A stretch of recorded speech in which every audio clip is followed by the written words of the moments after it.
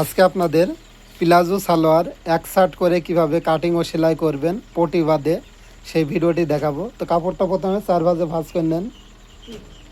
বন্ধ অংশ আপনার দিকে রাখবেন আর খোলা অংশ বাইরের দিকে। হ্যাঁ, হয়েছে। কাপড়টা সমান আছে কি দেখে নেন।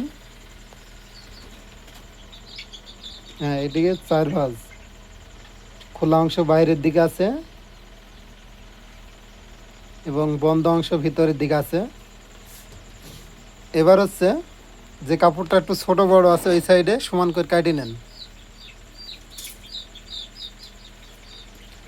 তো 4 ভাঁজ করার পর অনেক সময় কাপড় একটু ছোট বড় হয়ে যায়। এই সাইডটা হচ্ছে এভাবে কেটে সমান করে নিতে হবে।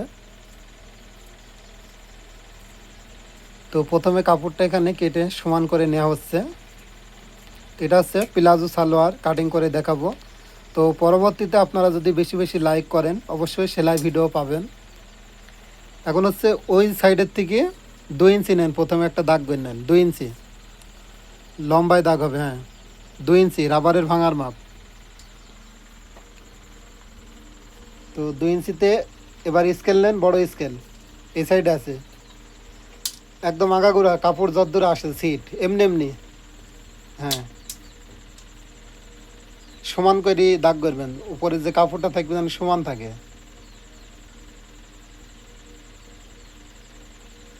হ্যাঁ, লম্বা করে একটা দাগ করে নেন। চক একটু চাপ দিয়ে দাগ করবেন যে দাগগুলা ভালো দেখা যায়। হয়েছে। তো এটা হচ্ছে উপরে রাবারের ভাঙার জন্য। এখন এই দাগের থেকে আবারও লম্বায় মাপ করেন। দাগের থেকে ফিতে ধরবেন। উপরে কাপড়গুলা বাদ, মানে ওগুলা ভাঙা যাবে। হ্যাঁ, এখান থেকে লম্বা দেখেন 39 ইঞ্চি আছে কিনা। আছে নিচে ভাঙার কাপড় আছে 39-এর পরে।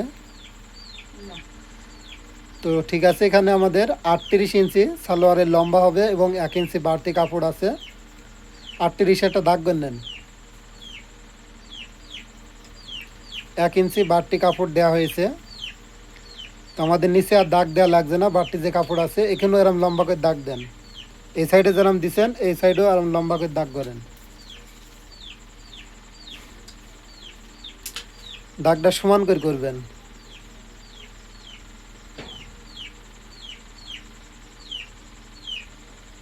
হুম, এটা হচ্ছে পায়ের সাইড।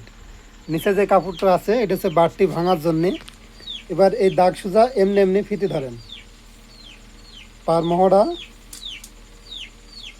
ও যেহেতু এটা প্লাজো পুরা লুজ দিবেন তো পুরাটা থাকার মাপ লাগছে না। শুধু এই মাথার দিকে একটা দাগ করেন একদম শ্বাসে। হ্যাঁ, আর একটা দাগ করেন আর একটু একদম কাপড়ের শ্বাস মাথায় পাড়ের সাথে। তো কত ইঞ্চি হলো এটি দেখে নেন ও ফিতি ধরে। তো আমরা এখানে সালোয়ারের পার মহড়ার মাপটা দিলাম 14.5 না 15, আছে তো 14.5 ইঞ্চি। আর বাড়তি যে কাপড়টুকু আছে এটা হচ্ছে আয়ের কাপড় হিসাবে রেখে দিলাম। এবার এই সাইডে নেন ফিতিটা, এই খোলা অংশের দিকে নেন ফিতে। এই সাইডে দাগ সোজা ফিতে ধরে বসবে। হ্যাঁ, এখান থেকে 16 ইঞ্চি নেন হায়ের মাপ। 16 ইঞ্চিতে একটা দাগ করেন। স্কেল বসিয়ে এই দাগটাও এমনি এমনি দাগ করে নেন।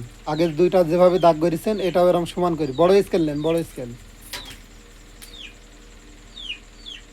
হ্যাঁ, এভাবে সোজা করে বসান স্কেলটা। এবার দাগ করে নেন।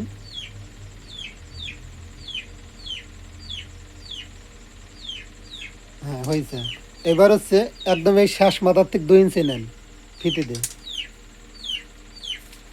একদম এই খোলা যে মাথা আছে এই মাথা এই সাইডে এমনি এমনি। হ্যাঁ, 2 ইঞ্চি একদম শ্বাসের থেকে 2 ইঞ্চি। এটা হচ্ছে হাই রাউন্ডের জন্য 2 হয়েছে। এবার স্কেল এমনি এমনি বসান লম্বায়, এই লম্বায় বসান। হ্যাঁ, ওই দাগের মানে এই নিচে মাঝখানে যে দাগ আছে এই দাগের থেকে একদম উপর পর্যন্ত দাগ হবে। হ্যাঁ, একদম শ্বাস পর্যন্ত।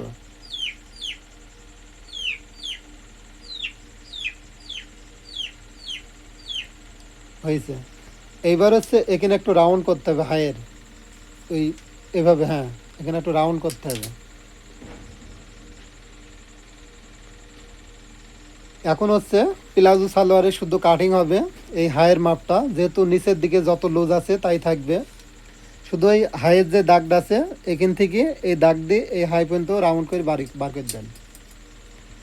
তো এটা হচ্ছে এক সাইড প্লাজো কাটিং, খুবই সহজ, একটু বুঝলে পারে অনেকটাই সহজ। হ্যাঁ ওখান থেকে শুধু এই রাউন্ড পর্যন্ত ঘুরিয়ে নিয়ে আসেন।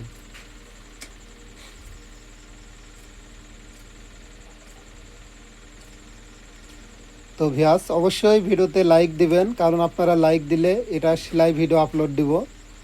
তো দেখুন এভাবে হাতে ধরে আপনাদের কেউ শেখাবে না। তো যেহেতু আমি শেখাচ্ছি, শুধুমাত্র আপনারা একটু লাইক কমেন্ট করবেন আর আপনাদের ফেসবুকে শেয়ার করে রাখবেন। এই মাপের সালোয়ারগুলা যদি কাটিং করেন এভাবে নিশ্চিন্তে কাটিং করে নেবেন।